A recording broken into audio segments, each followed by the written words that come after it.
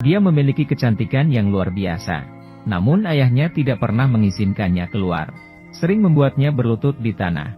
Beberapa hari dan malam tidak diizinkan minum air sedikit pun. Dapat mengalami penderitaan ganda secara fisik dan mental. Iman akhirnya jatuh pingsan dan tidak sadar. Namun ayahnya tetap tidak sadar. Ingin menyembuhkan putrinya dan segera menikahkannya. Calon suaminya terpengaruh olehnya. Seketika menemukan Karl. Semua kesalahan karena kehadiranmu menyebabkan tragedi terjadi. Sekarang Iman hanya bisa berbaring di tempat tidur. Tolong, biarkan dia pergi, Karl. Memenuhi keinginannya dan Iman.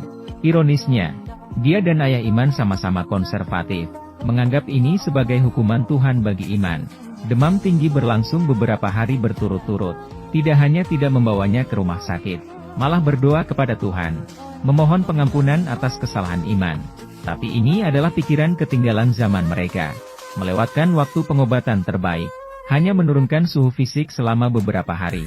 Namun kondisi Iman semakin parah. Terus muntah dan batuk. Sebutlah nama Karl dari waktu ke waktu. Berharap bisa bertemu dengannya lagi. Agus baru menyadari, Iman sebenarnya tidak mencintai dirinya sendiri. Melihat bahwa kondisi penyakit Iman tidak membaik, dia berlutut memohon kepada pria. Meminta mereka membawa Iman untuk berobat.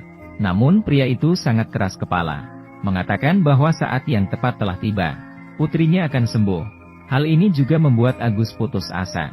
Terpaksa, dia hanya bisa mencari Karl lagi. Mengungkapkan kondisi Iman saat ini. Hanya ingin bertemu dengan Karl sekali lagi. Namun Karl tidak akan pernah menyangka. Beberapa hari yang lalu Iman masih berada di depannya. Namun sekarang dia tidak bergerak. Namun dia sepertinya merasakan kedatangan Karl.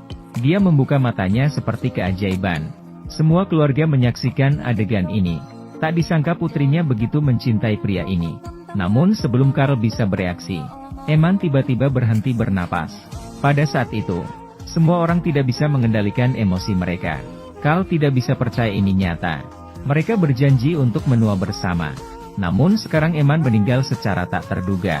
Dia menangis dengan putus asa. Mengapa begitu kejam pada diri sendiri? Mereka yang saling mencintai tidak bisa bersama. Di tengah kesedihan, Karl pingsan dan dibawa ke rumah sakit. Mendengar berita ini, orang tua segera datang ke rumah sakit. Akhirnya menyadari kesalahannya.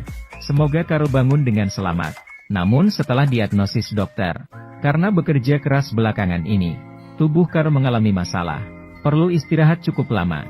Namun alasan belum diketahui. Bawah sadar Karl menolak untuk bangun. Sepertinya terjadi sesuatu yang buruk, membuatnya terus menghindari kenyataan. Setelah mengalami koma selama setengah bulan, akhirnya Karl terbangun. Namun matanya kosong. Sepertinya tidak mengenal siapapun. Selalu menangis tanpa henti. Hari itu temannya tiba-tiba menemukannya. Mengatakan bahwa Iman meninggalkan surat untukmu. Saat membuka surat itu, Karl sekali lagi teringat akan kenangan menyakitkan. Di atasnya tertulis dengan jelas, "Aku benar-benar berharap bisa mencintaimu. Tapi aku dilahirkan dalam keluarga seperti ini. Mustahil. Kamu pasti harus mendengarkan kata-kataku. Melanjutkan hidup bahagia. Jika ada kehidupan berikutnya, semoga aku bisa menjadi seseorang yang berbeda. Bertemu denganmu lagi." Ini adalah keinginan terakhir Iman. Namun kenyataan seringkali kejam. Sejak Iman meninggal, pria itu memikirkan banyak hal. Menyadari bahwa semuanya adalah kesalahannya sendiri. Dan orang tua Karl akhirnya menemukan jawabannya. Bahwa mereka seharusnya tidak menghalangi anak laki-lakinya. Tidak peduli berapa banyak yang dikatakan, sudah terlambat. Saat tiba di makam Iman, Karl merasa seperti ditusuk pisau. Wanita yang dicintainya pergi selamanya meninggalkannya. Dan Karl tidak pernah menikah seumur hidupnya untuk mengenang Iman. Mungkin cinta ini sejak pertemuan pertama ditakdirkan berakhir tragis.